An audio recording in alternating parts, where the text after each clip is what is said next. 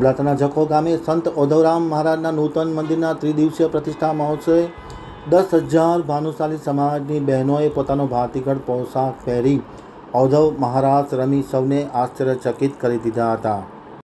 હવે જોઈએ અબડાસા આમતક ન્યૂઝ બ્યુરોનો એક વિસ્તૃત અહેવાલ. અબડાસામાં ઓધવરામ મહારાજના મંદિર ખાતે ઇતિહાસ રચાયો હતો.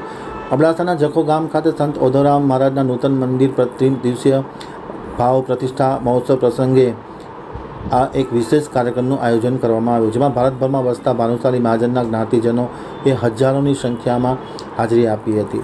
આ પ્રસંગે અંદાજે 10,000થી વધારે મહાજન મહિલાઓ પોતાના ભાતીગળ પોશાક પુતારો પહેરીને ઓધવ મહારાસમાં રાસ રમી હતી. ઓધવ રાસમાં ઓધવ તારા રાજમાં લીલા લહેર છે જેવા ઓધવરામજીના અનેક ભજનો, રાસ ગરબા ઉપર ગીતા રબારી, વસંત ભાનુશાલી, પૂનમ ગઢવીના કંઠ ઉપર બહેનોએ ઓધવ રાસ કર્યો હતો અને સૌને દંગ કરી દીધા હતા.